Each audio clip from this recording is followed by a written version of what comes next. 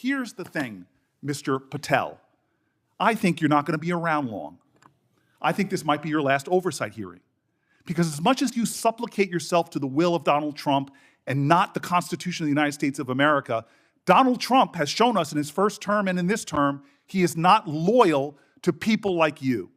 He will cut you loose. You can tell me my time's over. You may be the charge of the I'm FBI, not going anywhere. but I am not afraid of you, Mr. Chairman. Not afraid of you. Kash Patel has spent 7 months firing decorated FBI veterans, dismantling task forces, and telling Congress he doesn't remember basic facts about his own agency. The acting director he fired had a Medal of Valor. The agents who are gone had decades between them. Patel said they all failed to uphold the standards of the FBI. Senator Cory Booker of New Jersey walked in today and asked a simple question. Who exactly are you doing all of this for? Thank you, Mr. Chairman. Mr. Patel, I want to start off where we left off last time. I asked you whether you had any knowledge or discussions about removing FBI officials and installing political personnel before you were confirmed to that position. And I wonder, did you then understand or have conversations with the White House about the intentions to do so? Before I was confirmed, Yes, sir. did I have discussions with the White House to remove FBI personnel? Yes. No. So you're saying that you had no discussions with the White House before you were in the position about the removal of any personnel from the agency? As I was preparing for my confirmation hearing, I had numerous discussions involving the type of people that would be employed, and that those that were failing to meet the mark at the FBI would no longer be employed if I were And I'm confirmed. assuming that mark had to do with loyalty to the Trump administration. No, you're wrong. Okay. I'd like to revisit another subject from that hearing. Did you testify, you did testify before the grand jury that President Trump had declassified the documents at issue in the Mar-a-Lago classified documents case. Is that correct? I don't have the grand jury transcript. That's why I released it. Whatever it says is the best evidence. That's what you said to Senator Whitehouse, that your grand jury testimony was publicly released. It has not been. In fact, in July, a court denied a news outlet's bid to get that transcript. But the court said quite clearly that you are free to discuss your grand jury testimony. So I ask you again, did you testify before the grand jury that President Trump declassified the documents at issue in the Mar-a-Lago classified document case? And that is why I took your invitation to work with the department and the court to have that transcript released. And the transcript is the best evidence of what I said then. So you're saying right now this committee can have access to what you said before the grand jury? To whatever was released. Under my understanding, Senator, that the hold Department on, of Justice You and I both released... understand the law. Let me finish. I understand under Rule 6 of the Federal Rules of Procedure, a grand jury witness, in this case you, is not barred from sharing their grand jury testimony. This is an oversight hearing. This is germane to your integrity and credibility. You know right now whether or not you testified that President Trump declassified the documents at issue in the Mar-a-Lago classified documents case. Why are you refusing to answer that simple yes or no question right now? Because the premise of your question is inaccurate, and There is no premise to my question, but trying to get to an order of what is truth or not. How do you How do you know what was asked in the grand jury if you weren't there? Mr. Patel, this is a mockery you're making of this hearing and simple questions. It's a simple question. If you have Mr. a Patel, transcript, during you can your read the nomination, question, but you don't have it. You promised that, quote, all FBI employees will be protected against political retribution. When I asked you, are you aware of any plans or discussions to punish in any way, including termination, FBI agents or personnel associated with the Trump administration, you explicitly said under oath that you were not aware of any plans to punish FBI agents associated with criminal investigations of Donald Trump. I don't believe you were truthful. Firing FBI employees based solely on the cases that they are investigating, their case assignments, is illegal, and you know that. A new lawsuit that's been discussed numerous times, filed by 3 FBI officials, alleges that you carried out Donald Trump's campaign of retribution, in quotes, against FBI employees for, quote, failure to demonstrate sufficient political loyalty. One of those plaintiffs has been discussed today, Brian Driscoll. Now, we know 20 years of distinguished service to the FBI before you terminated him. Special agent in charge of FBI's Newark field office, where he operated with distinction. Medal of Valor winner, Shield of Bravery awards. He's a patriot. You terminated Driscoll via a letter dated October 8th, 2025, and in that letter you said that you were firing him pursuant to Article 2 of the Constitution. Well, you're not the President of the United States, and so I'm wondering under what authority you were allowed to terminate him. That matter is under litigation, and I'm not able to discuss it. Okay, well, discuss this. Did you have discussions with Stephen Miller about firing this particular person or about his continuance in the FBI? Not that I recall. How often do you speak to Stephen Miller? Frequently on our Homeland Security task forces. You frequently talk with Stephen Miller about subjects other than Homeland Security task force issues, correct? I frequently talk to Mr. Miller about Homeland Security task forces. Has Stephen Miller ever given you his opinions on how to run your agency? Mr. Miller's interagency operations are invaluable to the FBI. That's what we talk about. So you frequently discuss your job and your responsibilities with Stephen Miller and Pam Bondi, I imagine, as well. Absolutely. She's the Attorney General. Understood. Okay. Donald Trump promised to make us all safer. You have pushed out senior FBI agents with decades of knowledge and experience. In fact, this is the first time in FBI history that neither the director nor the deputy director have any experience with the FBI. You've shifted the agency's priorities primarily to pursuing Donald Trump's immigration enforcement agenda. According to ICE data, the Cato Institute, which is a conservative think tank, found that 20% of all agents have been diverted from their work to assist ICE immigration enforcement. 20%.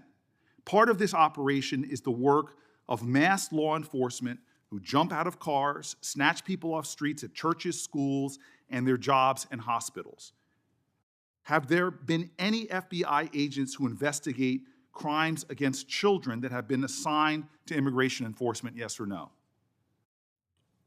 The premise of what you say is entirely false. Have there been false. any FBI agents who investigate no. foreign domestic terrorism? You don't get to say America is not safer under this leadership. I am not saying America that. is You're safer because of the work of the FBI. You're making a presumption of premise. 4,700 children. Sir, we have seized 6,000 weapons and 23,000 violent felons have been FBI arrested. Agents who investigate human trafficking have been reassigned to immigration enforcement. You are not denying that FBI agents who are on the task force that fight against Russian oligarchs have not been reassigned. Public Correction Squad reassigned. People who defend children reassigned.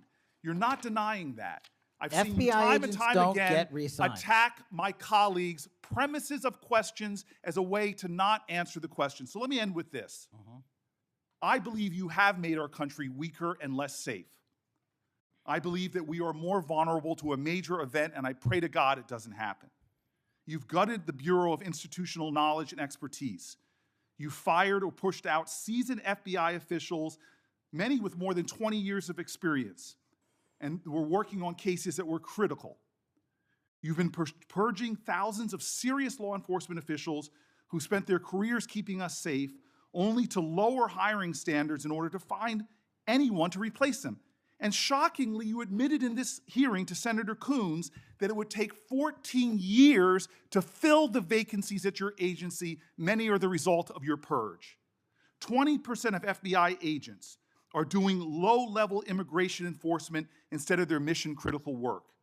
You've disbanded entire task forces that stop election interference, foreign influence, public corruption. And who benefits from this? Well, corrupt people benefit from it.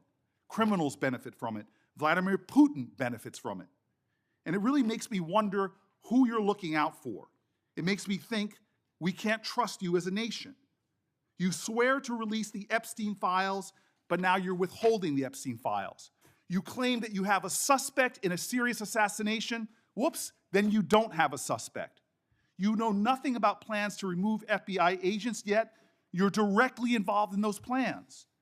In the words of an ex-FBI official, you are overseeing, and I quote, generational destruction of the nation's premier law enforcement agency. Mr. Patel, in just 8 months, you have assaulted the institutional integrity of the FBI. But I know FBI field agents. I've worked with them in Newark. No matter how truly bad you are, you can't undermine the legacy of agents who fight every day to keep us safe, but you can tarnish the integrity of the agency and undermine the agency's capacity. I believe you're failing as a leader, and that your failure does have serious implications for the safety and security of Americans and our families. We're more vulnerable to domestic and foreign attack because of your failures of leadership. I don't think you're fit to hand the bureau, but here's the thing, Mr. Patel. I think you're not going to be around long. I think this might be your last oversight hearing. Because as much as you supplicate yourself to the will of Donald Trump and not the Constitution of the United States of America, Donald Trump has shown us in his first term and in this term, he is not loyal to people like you. He will cut you loose. This may be the last time I have a hearing with you because I don't think you're long for your job. But I'm going to tell you this, I pray for you. I pray for you that you can step up and defend your oath, defend the Constitution, and do a much better job of defending this country. Thank you, Mr. Chairman. Do you want to say anything? Yes, at this sir. point? That rant of false information does not bring this country together. If you want to work on bringing this country, it's my time, not yours. My God. If You're you gonna want to lecture talk me about dividing this country, it is I my follow time. you on your social media posts that It is tear my this country time apart. to There address should be a your unifying- falsehoods. Oh, You are an you can try embarrassment all to the you division want in this country. to not Senator, take it is responsibility my time. for what You you had have your said. time. Sir, you're Your making time a is mockery of this over. committee. Sir, you don't tell me my time is over. You The know how people far of New we've Jersey come tell me since what my you time tell- is. Senator- You can't lecture me. You can tell me Sir, my you time's over? You may be the charge of the I'm not FBI, going anywhere. but I am not afraid of you, sir.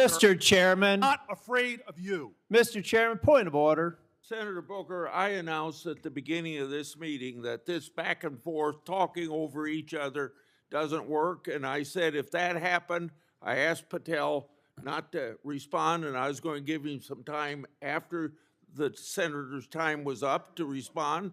And he has the privilege to do that uninterrupted. Mr. So Chairman, one point of go order. ahead, Mr. I've Patel. watched him talk over us, and you've never once criticized him for us not even being able to get our questions out. Well, He has been rude and disrespectful to senator after senator. And when the senators were not giving him a chance to answer, I didn't stop the senator either.